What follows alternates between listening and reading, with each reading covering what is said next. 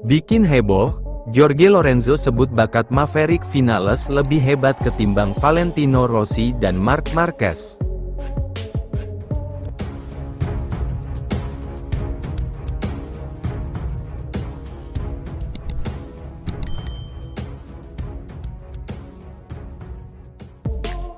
Bikin heboh, Jorge Lorenzo sebut bakat Maverick Vinales lebih hebat ketimbang Valentino Rossi dan Marc Marquez.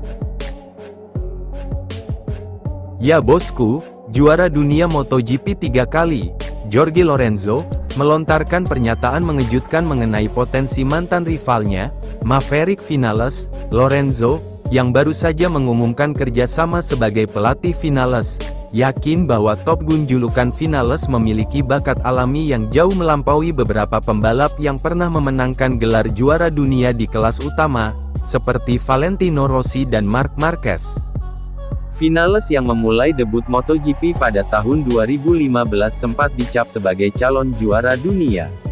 Namun, setelah melakoni sejumlah musim bersama Suzuki, Yamaha, Aprilia, dan kini KTM T3, Vinales baru mengumpulkan 10 kemenangan di balapan utama. Talenta murni Vinales setara The Magnificent Four. Menurut Lorenzo, talenta murni yang dimiliki Vinales seharusnya sudah cukup untuk bersaing di perebutan gelar. Ia percaya, jika pembalap dengan bakat yang lebih sedikit mampu berjuang meraih gelar, tidak ada alasan bagi Vinales, yang memiliki bakat lebih hebat, untuk tak bisa merebut gelar juara dunia MotoGP. Dia adalah salah satu dari 5 atau 6 rival terkuat yang saya miliki, terutama ketika dia pindah ke Yamaha, kata Lorenzo di podcastnya, melansir dari Crash. Setelah tes Sepang, pada 2017, dia benar-benar mengintimidasi, tambahnya. Lorenzo mengenang betapa menakutkannya Vinales saat awal pindah ke Yamaha. Lorenzo bahkan menempatkan Vinales sejajar dengan para pembalap elit di era mereka, yang ia sebut sebagai The Magnificent Four atau Five. Dalam hal talenta murni, Maverick selalu seperti 4 atau 5 pembalap hebat, Lorenzo, Valentino Rossi, Marc Marquez, Dani Pedrosa, Casey Stoner. Dalam hal kecepatan murni, dia tidak perlu iri pada siapapun, lanjut Lorenzo. 2. Keunggulan bakat di atas Rossi dan Marquez. Lorenzo mengakui hanya Casey Stoner yang mungkin memiliki kelebihan khusus atau talenta murni yang lebih unik dibandingkan Vinales. Namun, bagi Lorenzo, talenta murni Vinales sejajar, bahkan tidak kalah, dengan nama-nama besar lainnya. Dia tidak perlu iri pada Valentino Rossi, Dani Pedrosa, atau bahkan Marc Marquez atau saya, sambung Lorenzo. Pembalap asal Spanyol itu lantas menggunakan logika keberhasilan pembalap lain sebagai motivasi bagi Vinales. Ia berharap kemitraan mereka dapat menyalurkan talenta besar Vinales menjadi konsistensi gelar. Saya selalu mengatakan kepadanya, jika pembalap dengan bakat dan kecepatan alami yang lebih sedikit berhasil berjuang untuk kejuaraan dunia, mengapa dia tidak bisa, pungkas Lorenzo.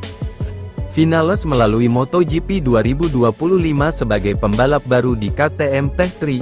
Sayangnya di musim perdananya itu, Vinales sama sekali tidak finish di podium dan mengakhiri kompetisi di urutan ke-18.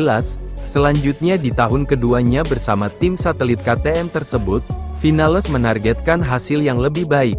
Ia bahkan merekrut Lorenzo sebagai pelatih balapannya demi bisa bersaing di barisan terdepan lagi.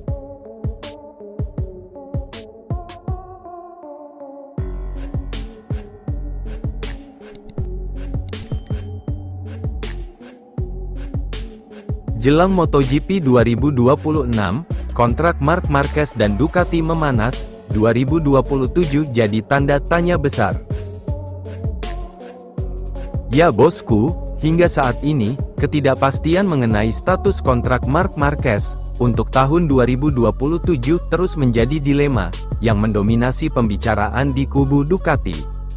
Dominasi Marc Marquez musim ini begitu brutal, sampai-sampai Ducati menjadikan perpanjangan kontraknya sebagai prioritas nomor 1.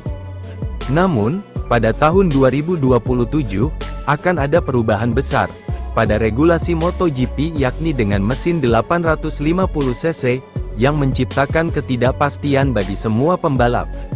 Ada kemungkinan perpanjangan kontrak tahunan akan dipertimbangkan, menghindari kontrak durasi panjang, untuk antisipasi terjebak dalam proyek yang mungkin saja tidak lagi kompetitif. MotoGP versi baru yang akan datang, hanya dalam waktu kurang dari setahun, bentuk dan kelengkapan motor akan berubah. Peran aerodinamika akan berkurang, distribusi konsesi akan didefinisikan ulang, mesin, dan pemasok ban akan berubah.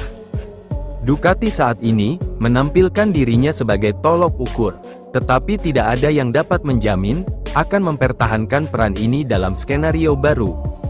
Marc Marquez akan berusia 32 tahun, Februari mendatang, terikat kontrak selama 2 musim lagi, tanpa mengetahui apakah motor Ducati, akan tetap menjadi yang terbaik atau tidak, jelas ada risikonya.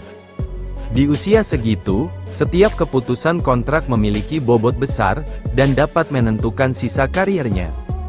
Ducati sudah berulang kali menegaskan, bahwa perpanjangan kontrak juara dunia 9 kali itu, sangat penting untuk rencana jangka pendek mereka. Gelar MotoGP 2025 yang diraihnya, tentu akan berpengaruh besar dalam nilai kontrak. Dan Borgo Panigale, tidak mungkin akan menerapkan kebijakan gaji super lagi saat ini, kecuali Jorge Lorenzo. Perpanjangan 1+1, dalam kondisi seperti sekarang ini, Marc Marquez dapat memilih opsi 1+1, seperti banyak pebalap lainnya, yakni kontrak 1 tahun dulu, lalu lihat kondisi aturan baru, barulah putuskan langkah berikutnya. Memilih kontrak 1 tahun, bukan berarti ketidakpercayaan terhadap Ducati, melainkan tanda bahwa ambisinya masih tinggi. Marquez tidak butuh janji manis, jangka panjang untuk merasa aman, toh dia tidak pernah menyembunyikan keinginannya, untuk mengakhiri karirnya bersama Honda, di mana mereka akan siap menyambutnya kembali dengan tangan terbuka. Apapun pilihannya nanti, bursa transfer MotoGP bakal heboh. Comeback Marc Marquez setelah cedera, pebalap asal Cervera ini, dijadwalkan akan kembali menunggangi Desmosedici, saat tes Sepang di awal Februari. Ini bisa jadi momen kunci, untuk pengambilan keputusan di masa mendatang.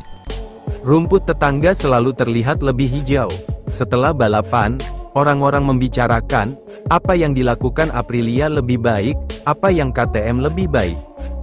Dan seringkali lupa apa keunggulan motor kita sendiri, katanya beberapa waktu terakhir. Semua pebalap Ducati berharap, bagian depan motor Ducati bisa ditingkatkan, menurutku kita bisa sedikit meningkatkan feel, bagian depan motor lebih oke. Tapi kita tidak boleh lupa bahwa bagian belakang tetap sangat penting, kita harus mencari kompromi,